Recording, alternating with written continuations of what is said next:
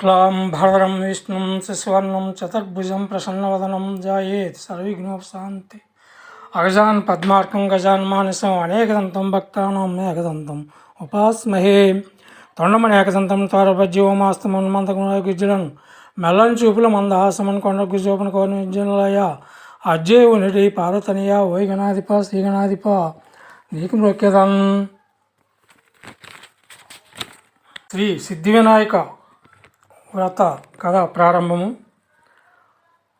సూత మహర్షి సౌనకాది మునులకు ఇట్లు చెప్పిరి. గజముఖుడైన అమరుడు ఒకడు తన తపస్సుచే శంకరుని మెప్పించి కోరరాని వరం కోరినాడు. తనను ఎవరూ వధింపజాలని శక్తిని శివుడు తన ఉదరమునందే నివసించవలనని కోరినాడు. ఆ ప్రకారము శివుడు అతడి కుచ్చియందు బందీ అయినాడు. ఈ స్థితిని చూసి ఈ పార్వతీదేవికి బాధ కలిగింది. వెంటనే నందీశ్వరుని పిలిపించి బ్రహ్మ విష్ణుకి చెప్పి ఎలాగైనా నా స్వామిని తీసుకురావాలి అనేసి బాధపడుతూ చెప్పింది. అప్పుడు నందీశ్వరుడు గంగిరెద్దు వ్యాసం వేసి బ్రహ్మ విష్ణువులు ముగ్గురు కలిసి వెళ్ళారు. గజాసురుడి దగ్గరికి వెళ్ళారు. అక్కడ నాట్యంతో పాటలు పాడుతూ మెప్పింపు చేశారు.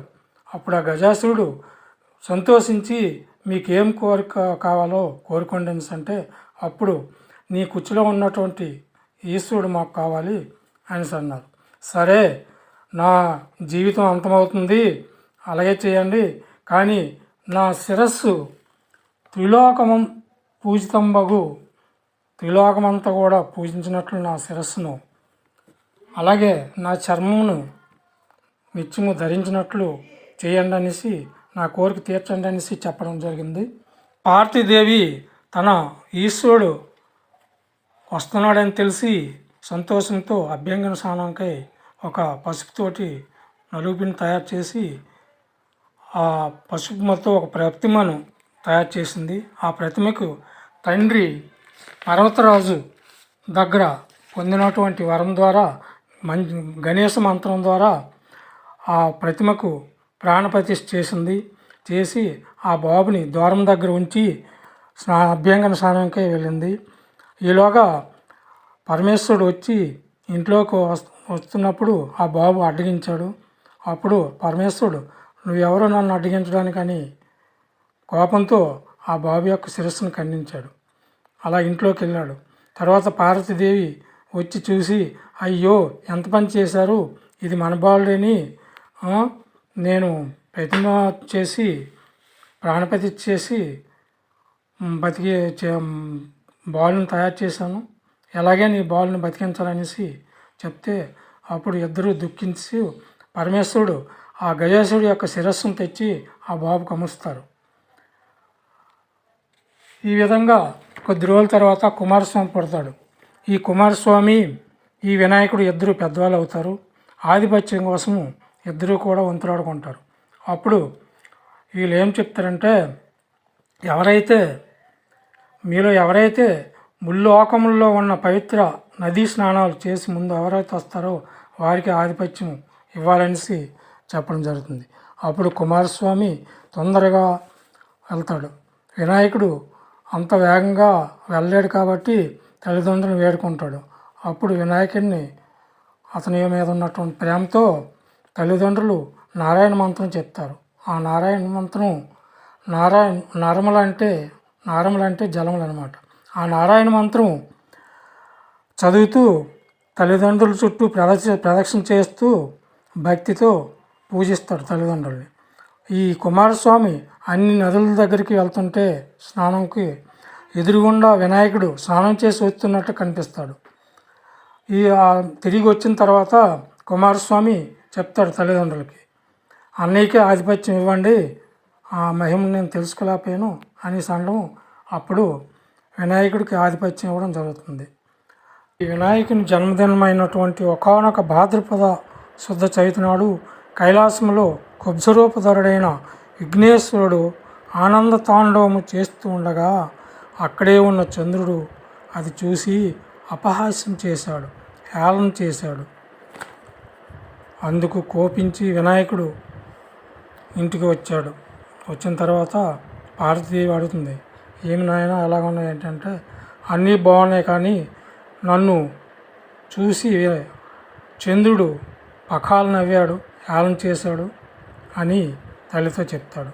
వెంటనే ఆ పార్వతీదేవి కోపం వచ్చి వినాయకుడు పార్వతి ఇద్దరు కలిసి, ఈరోజు ఎవరైతే చంద్రుని చూస్తారో వాళ్ళు నీలాపనిందలు కలుగ్గాక అనేసి శాపం పెడేస్తారు.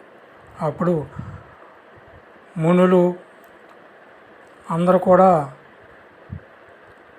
దేవతలు అందరూ కూడా కలిసి ఆలోచిస్తారు, ఈ శాపం అనేది లోకలందరికీ కూడా వస్తుంది, అందరూ నీలాపనిందలు పాలైపోతుంటారు, కాబట్టి ఏదో ఒక ఉపాయం చెప్పమంటే అప్పుడు మళ్ళీ పార్వతీదేవి చెప్తుంది, భాద్రపద శుద్ధ చవితి రోజు మొట్టమొదట వినాయకుడి పూజ చేసి ఆ అక్షతలు తల మీద వేసుకొని ఏ వ్రతమైనా చేయాలి, ఏ పనైనా చేయాలనేసి అలా చేసిన యెడల వారు త్వరలోనే అపవాదుల నుండి బయటపడి అన్ని విధాలైన సుఖ సంపత్ సౌభాగ్యాలను పొందుతారని వరం ఇచ్చారు. అందులో ఎలా వస్తాయన్నది ఇప్పుడు తెలుసుకుందాం చిన్న కథ ద్వారా. సత్రాజిత్తుడు అనే రాజు ఉన్నాడు. అతడు సూర్యభక్తుడు. సూర్యుని యొక్క భక్తుడు కాబట్టి సూర్యుడు అతను భక్తికి మెచ్చుకొని వరం ఇస్తాడు, సమంతకమణిని ఇస్తాడు. ఆ సమంతకమణిని తీసుకొని వస్తుండగా శ్రీకృష్ణుడు చూస్తాడు, అది మాకు ఇవ్వండి అనేసి అంటే ఇవ్వడు. అప్పుడు ఇంట్లో పెట్టేసి ఉంచితే తన తమ్ముడు ప్రసేనజిత్తు అని అతను ఆ సమంతకమణిని మెడలో వేసుకొని అడవికి తిన్నగా వేటకు వెళ్తాడు. ఆ వెళ్తున్నప్పుడు ఒక సింహం చూసి అది మాంసఖండ అనుకొని ఆ ప్రసేనతని చంపి ఆ సమంతకమణి తీసుకొని తిన్నగా వెళ్తుంది. ఆ సింహాన్ని ఒక జాంబవంతుడు చూస్తాడు.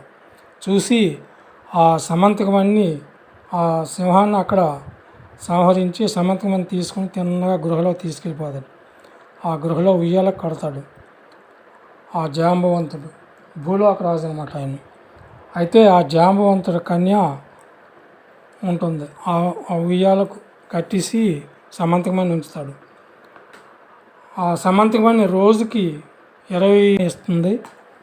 తర్వాత ఈ విషయము ఊర్లోన ఏం చెప్పుకుంటారంటే, సత్రాజిత్ తమ్ముడిని శ్రీకృష్ణుడే చంపేశాడు అనేసి నింద వస్తుంది.